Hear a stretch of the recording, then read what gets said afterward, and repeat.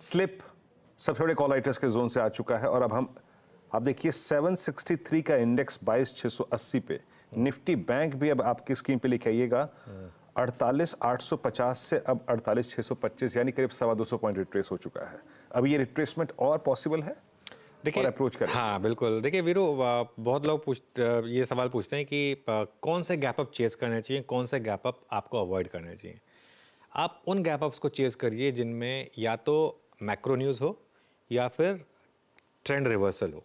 ठीक है, वो गैप अप्स हमेशा अवॉइड करें जिनमें आप ऑलरेडी एक स्ट्रांग ट्रेंड में हो और जहां पर विदाउट एनी मैक्रो ट्रिगर आपको गैप अप मिल रहा हो अप ट्रेंडिंग मार्केट में जो आज हुआ है इसके लिए। और एक चीज़ मैं बताऊं आपको, बड़ी ट्रेड बाय ऑन डिप्स की है। जहां पर ये डिप खत्म होगी वहां पर बड़ी ट्रेड बाय की ही बनेगी डे लो के स्टॉप के साथ, लेकिन वेट करना होगा आपको जहां पर वो डिप खत्म हो जाए। तो एक बार के लिए वो शॉर्ट ट्रेड पूरी हुई। वो व्यू इसलिए भी था क्योंकि आज एक लग रहा था कि एक इजी सॉर्ट ऑफ जिसे कहते हैं ट्रेड है एक बार के लिए, अग्रेसिव ट्रेडर्स के लिए इंट्राडे में।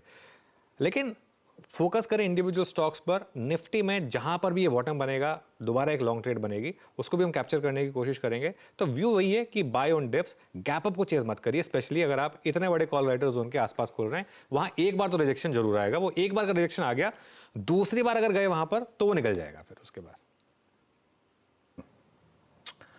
ओके, तो इंडेक्स पे आपको हल्की सी एक पिक्चर मिल चुकी होगी। एग्जैक्टली एक डिप आया, डिप अच्छा dip arrest as of now. एक कैंडल जो सुबह से पहली ग्रीन बनी है वो है कल का जो लास्ट आधे घंटे का एवरेज प्राइस था उसका हाईएस्ट क्लस्टर।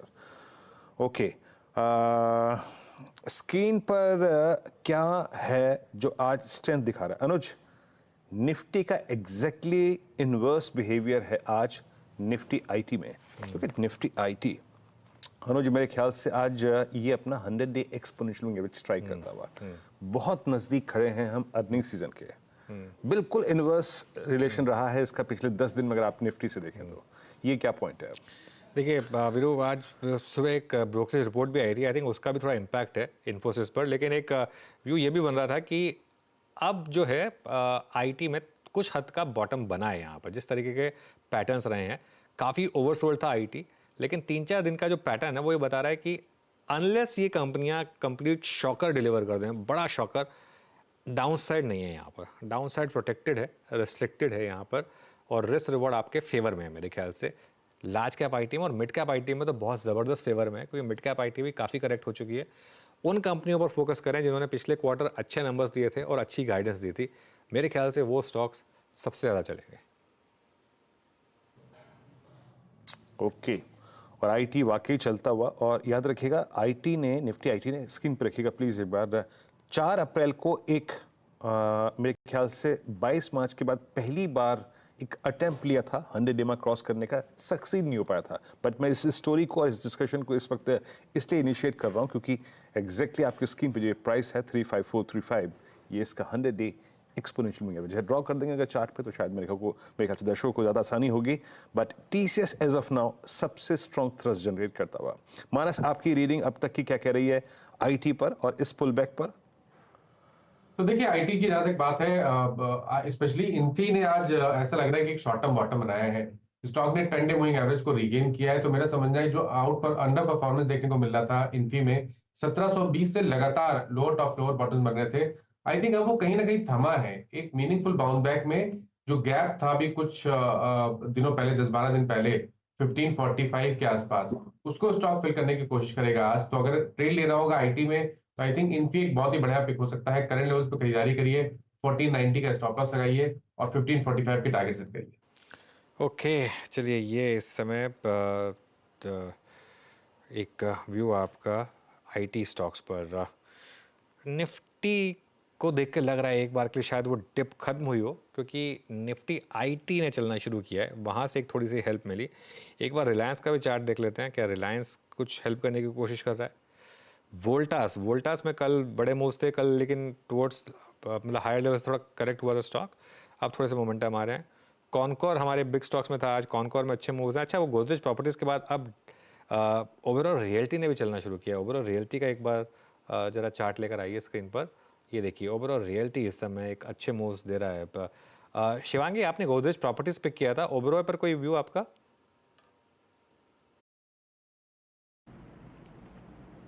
जी बिल्कुल, अनुज जी, हम देख रहे हैं कि पूरे ही रियलिटी स्पेस में अच्छा एक्शन है। ओबरॉय रियलिटी का एक बहुत ही पॉजिटिव है कि 5 डेज से कंसोलिडेशन कर रहा है और ये अपने लोअर जोन्स को काफ़ी अच्छी तरह से होल्ड कर रहा है। तो यहाँ पे ज़रूरी है कि ये रेंज को अब निकाले। यहाँ पे जो लेवल्स है हायर जोन्स पे 1580 का एक बन रहा है, तो इसको ध्यान रखते हुए हम इस स्टॉक को रडार पे रख सकते हैं। ओके, चलिए अब अमरीश बलिगा भी जुड़ गए हैं हमारे साथ, एक बार उनसे बात कर लेते हैं। Amrish, good morning.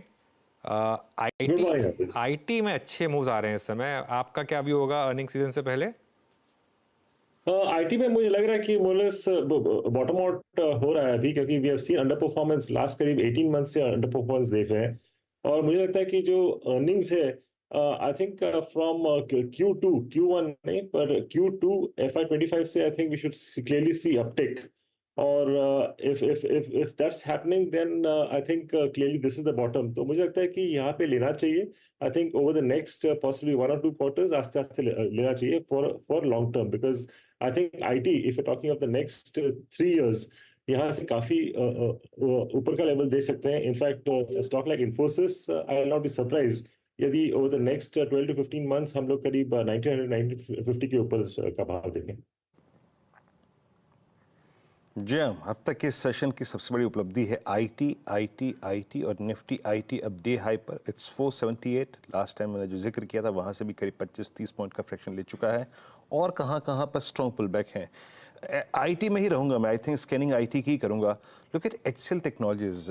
HCL technologies ने आज एक फर्स्ट रिएक्शन दिया है। क्या है ये? 1550 पे अपने 10-day एक्सपोनेंशियल मूविंग एवरेज को पार करता हुआ। राजेश पालवे जी, यहाँ पुल बैक को कैसे खेलें? कोई कॉल ऑप्शन या फिर फ्यूचर्स पे आपका टेक? डे हाई पर आके ट्रेड करता हुआ 10 रुपए ऊपर। तो बिल्कुल वीरेंद्र जी, देखिए करेक्शन के बाद स्टॉक ने ऑलमोस्ट पिछले 7-8 दिनों में एक बेस बनाया है 1520-25 की रेंज में, और अब यहाँ से जो पुलबैक बना है, इस पुलबैक में अगर ये स्टॉक 1555 का लेवल स्पॉट पे क्रॉस करने में कामयाब होता है तो हमें लगता है यहाँ से एक शॉर्ट कवरिंग का मूव यहाँ पे बिल्कुल आते हुए दिखेगा। ओवरऑल स्ट्रक्चर इसके बुलिश ही है।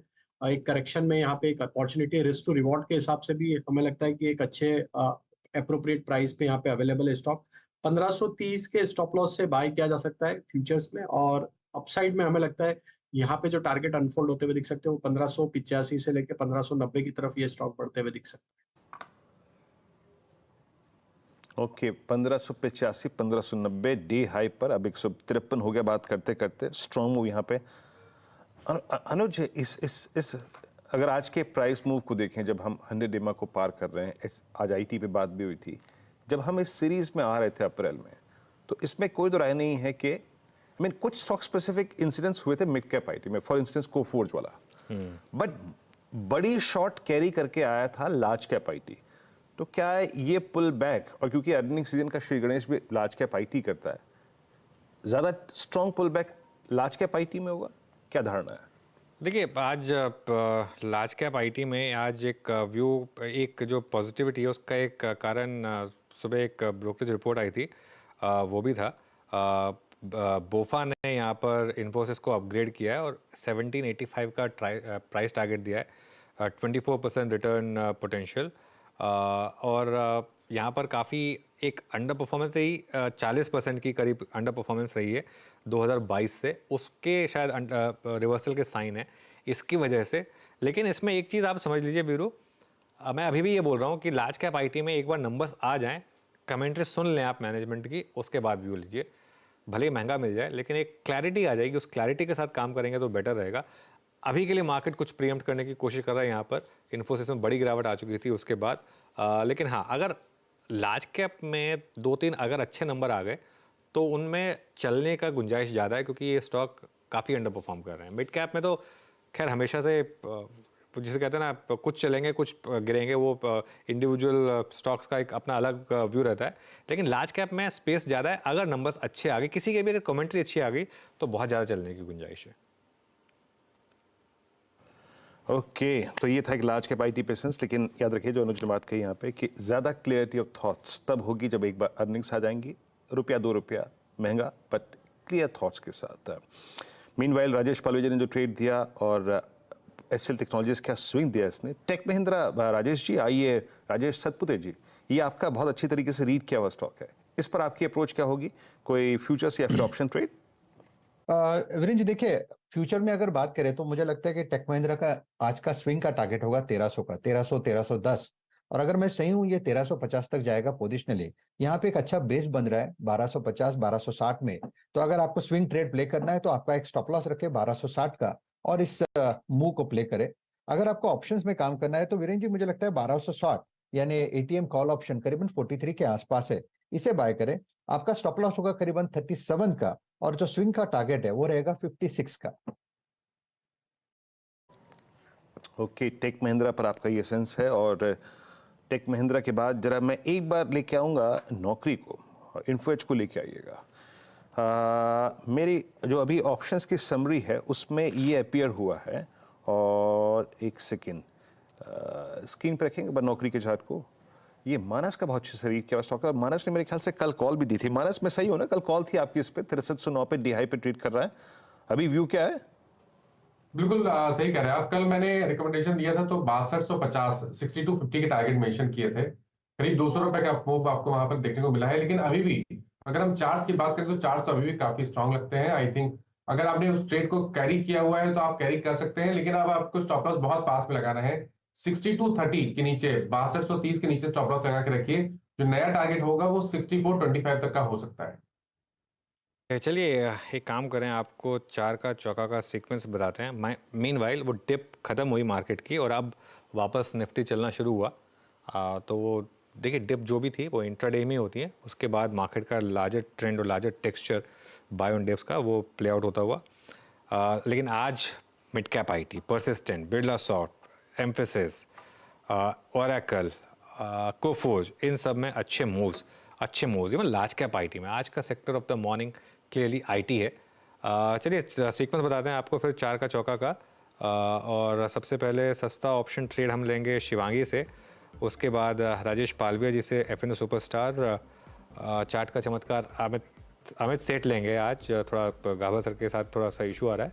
और अम्बरीश से हम लेंगे एक मिड कैप फंड। आप अम्बरीश, गोदरेज प्रॉपर्टीज क्या भी बन रहा है यहाँ पर? देखिए, not just Godrej properties, real estate overall पे मेरा व्यू पॉजिटिव है, क्योंकि जिस हिसाब से नंबर्स आ रहे हैं, जिस हिसाब से सेल्स हो रहे हैं प्रॉपर्टीज के, I think it's clearly I mean extremely good. क्योंकि जो अभी उन लोग सेल कर रहे हैं, इसका जो रेवेन्यू आएगा over the next at least 2 to 3 years, तो विजिबिलिटी काफी क्लियर है for most of the realty stocks. तो यहाँ पे I mean my pick clearly would be Godrej properties as well as Oberoi in the slightly larger cap, और जो mid cap या small cap में there is a stock like Arihant Superstructures which is in Navi Mumbai, उनका भी काफी अच्छे numbers आ रहे हैं। तो I think and we have seen a good move also, but still there is decent upside. So I think these are the 3 stocks which I'll recommend. Okay, तो यहाँ पे आप अम्बरीश जी की फंडामेंटल कॉल हैं। और आज सुबह जब कुछ स्टॉक्स का जिक्र हो रहा था उस वक्त केमिकल्स पे हमारी बात हुई थी। और केमिकल में एक बॉटमिंग आउट प्रोसेस पूरी हो चुकी है। ये अनुज की एडिटर स्टेक में एक टिप्पणी भी थी। Look at Deepak nitrite. एक बार दीपक नाइट्राइट को रखिएगा स्क्रीन पे। और मेरे स्क्रीन पे बार बार अपीयर होता हुआ, यस इट्स 2224। शिवांगी जरा इस पर एक अपना सेंस दीजिएगा। Tata chemicals at day high मेरे ख्याल से अभी तक मेरे स्क्रीन पे टिक आ रहे हैं उसमें।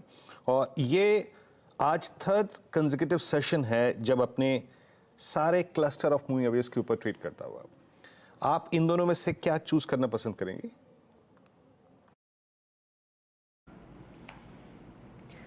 जी बिल्कुल। दोनों स्टॉक की अगर हम कंपैरिजन करें यहाँ पे तो डेफिनेटली जो है टाटा केम ज़्यादा यहाँ पे पॉजिटिव नज़र आ रहा है, बिकॉज ऑफ द रीज़न कि लॉन्गर टाइम फ्रेम जो चार्ट स्ट्रक्चर है इसका वो ज़्यादा स्टेबल है। यहाँ पे कंसिस्टेंटली 4 हफ्तों से हम देख रहे हैं कि हायर लोज बन रहे हैं स्टॉक में। एंड एक कंसोलिडेशन से निकलते हुए नज़र आ रहा है। ये जो स्क्वीज़ हमने देखा है पिछले 8 दिनों का, उसको उस रेंज के हाई को ब्रेकआउट करते हुए दिख रहा है अब ये स्टॉक। तो यहाँ पे यहाँ पे सस्टेन करते ही एक अच्छा मोमेंटम जो है 1200 तक के लिए बनते हुए दिखेगा। तो यहाँ पे Tata Chem is more favourable than Deepak Nitrite. बता दें कि मनी कंट्रोल पर दिए गए विचार एक्सपर्ट्स के अपने निजी विचार होते हैं। वेबसाइट या मैनेजमेंट इसके लिए उत्तरदायी नहीं है। यूजर्स को मनी कंट्रोल की सलाह है कि कोई भी निवेश निर्णय लेने से पहले सर्टिफाइड एक्सपर्ट की सलाह लें।